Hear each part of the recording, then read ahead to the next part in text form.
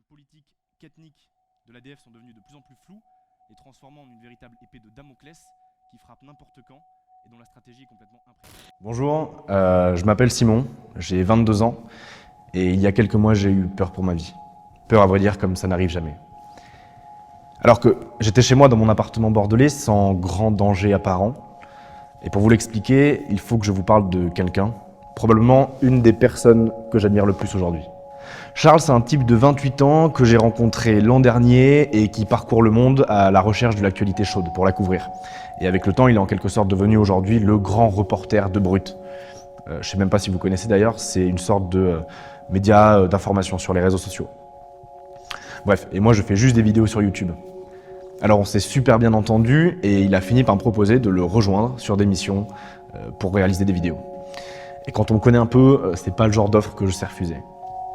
La toute première, c'était au Tchad, donc c'est un pays assez safe, pour couvrir une recrudescence de malnutrition infantile sévère aiguë. C'est des enfants qui meurent de faim, c'est une crise humanitaire assez grave. Là-dessus, tout le monde a d'ailleurs sa sensibilité, mais personnellement, pour moi, ça allait à supporter. Donc on est allé à N'Djamena, tout s'est très bien passé. Lui, il a sorti ses reportages, moi j'ai sorti ma vidéo, et puis on est chacun rentré chez soi. Et quelques mois après cette première, il me rappelle pour rempiler. Alors je ne sais pas si parmi vous, il y en a qui ont déjà entendu parler du Nord Kivu. C'est une région au nord-est de la République démocratique du Congo. Parce que moi, avant que Charles ne m'appelle pour m'en parler, j'y connaissais strictement rien. Pour vous dire à quel point j'étais une bille, je savais même pas que le Congo et la République démocratique du Congo, c'était deux pays bien distincts. Donc si je l'apprends à quelqu'un aujourd'hui, je me sentirais déjà beaucoup moins seul. Bref, il m'explique que c'est une des régions les plus violentes au monde, qu'il y a une très forte instabilité, pour tout un tas de raisons qu'il serait trop long de tout énumérer ici, et qu'il est assez monnaie courante que des milices armées du coin ou d'Ouganda se ramènent et commettent des massacres.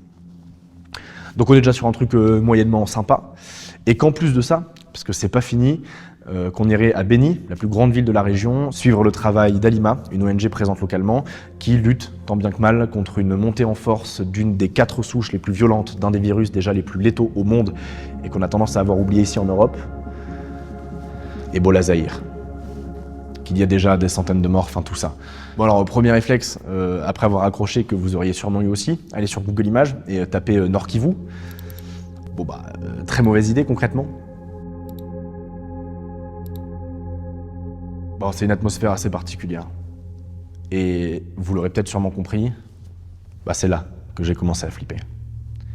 Comment vous décrire cette sensation?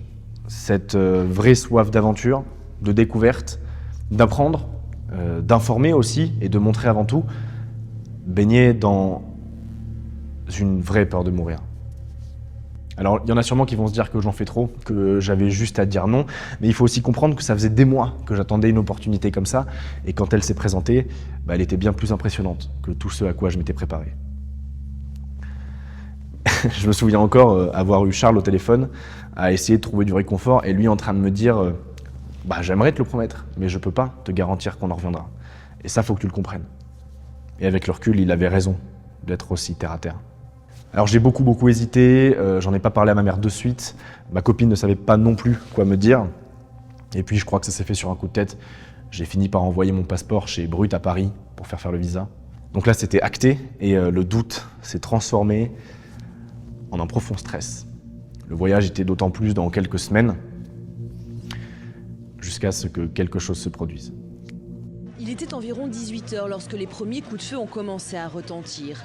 D'abord, aux abords du camp militaire de Kassanga. Puis, les assaillants ont pris la direction du centre-ville. Les civils ont tenté de fuir, mais ils ont été les premières cibles. Au moins 14 personnes ont été tuées. Parmi les forces de l'ordre, 5 militaires auraient perdu la vie. Cette attaque est attribuée aux rebelles des ADF, les Forces démocratiques alliées, un groupe armé ougandais. Les rebelles ont brûlé des maisons, pillé des magasins. Le marché central, les quartiers Païda, Mupanda et Bel Air ont été vidés de ses habitants. Les attaques des ADF ont fait des centaines de morts depuis 2014. À l'approche des élections, cette situation préoccupe.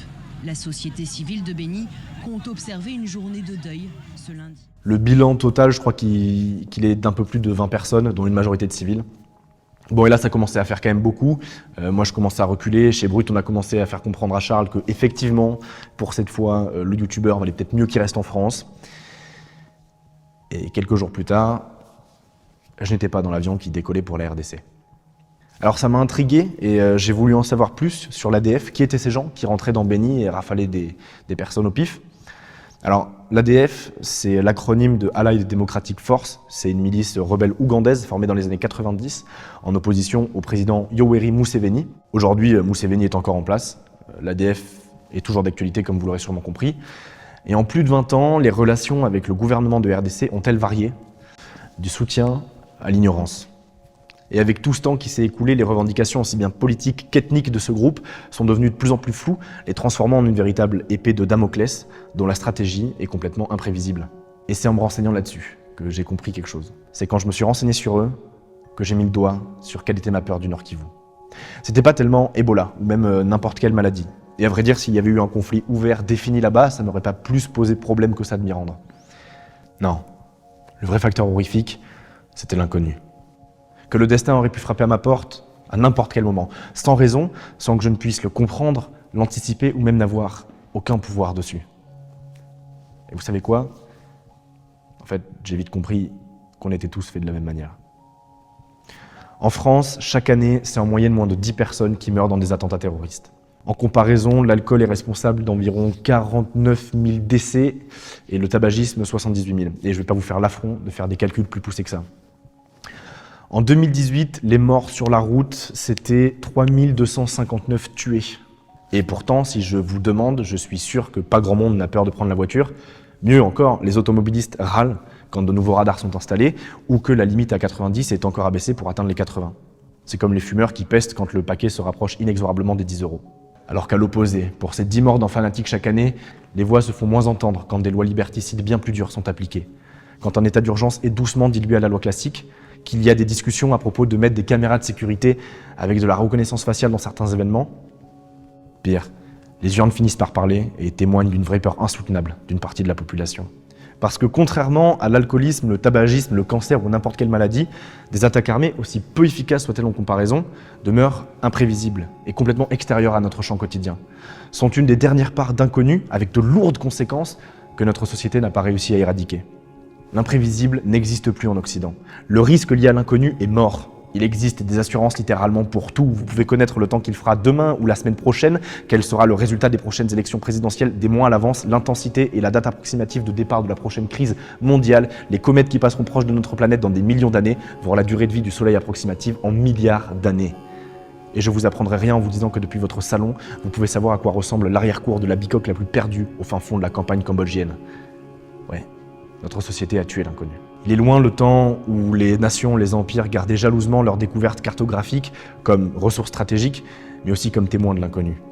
Allant même jusqu'à écrire « Ici sont les dragons » dans les terra incognita en bordure de cartes. On comble l'inconnu de notre imaginaire, et pour peu qu'on en ait eu un aperçu, un système biologique vieux de plusieurs millénaires conçu pour la survie nous fait apparaître nos pensées bien plus dangereuses et mortelles que la réalité ne l'est sûrement.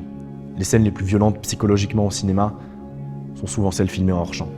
Parce que nous sommes des animaux sociaux forgés de croyances et dans une société qui mise de plus en plus sur la peur comme moteur pour capter son audience, l'inconnu, l'imprévisible devient un cauchemar qui nous fait souvent faire de mauvais choix, ne menant qu'à davantage d'ignorance.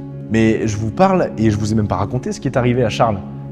Parce que ouais, il est parti au Nord Kivu, tout seul. Et il s'est passé un truc.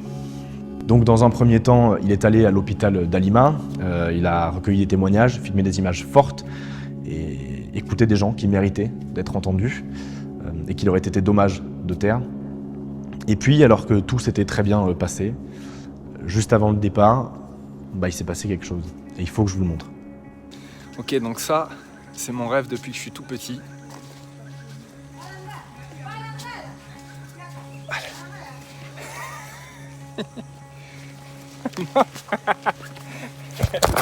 Les bonobos sont une espèce de grand singe endémique de la République démocratique du Congo. Ce que vous venez de voir est probablement le plus grand regret de ma courte existence. Et encore pendant longtemps, à chaque fois que je quitterai le territoire, l'Europe, ce visa, seul, nu, sans tampon dans mon passeport, me rappellera l'erreur que j'ai faite de laisser parler mes peurs de ceux que je ne connais pas. À ne jamais affronter l'inconnu, on transforme son unique vie en une éternelle routine. Et je suis quasiment sûr que si je vous demandais quels sont vos meilleurs souvenirs, les moments mémorables de votre vie qui ont été un tournant, je suis prêt à parier qu'ils ne se sont pas pointés en prévenant. En fait, ce que j'essaie de vous dire, ça pourrait se résumer à une phrase qui a été écrite sur mon agenda au collège et qui, ironiquement, pourrait se retrouver aujourd'hui sur des pages Facebook pétées de citations, mais qui, avec le temps, j'ai trouvé profondément juste et vrai. Ça dit quelque chose comme « Le plus dur dans tout, c'est toujours de s'y mettre ». Alors je suis pas en train de vous dire d'accepter tout le temps, à coûte que coûte, d'aller dans les régions les plus dangereuses du monde pour lutter à tout prix contre vos peurs ou défier votre ignorance. Pas du tout, ça c'est mon ressenti personnel. Mais je sais que chacun à notre échelle, nous avons notre part d'inconnu, de peurs fabriquées qui n'attendent que de peut-être nous faire rater un des moments les plus importants de notre vie. Qu'il s'agisse d'aller au nord qui vous, d'affronter le regard des autres, de repenser notre vie ou notre monde. Chacun au fond de nous avons le pouvoir d'éclairer nos zones d'ombre. Merci de m'avoir écouté.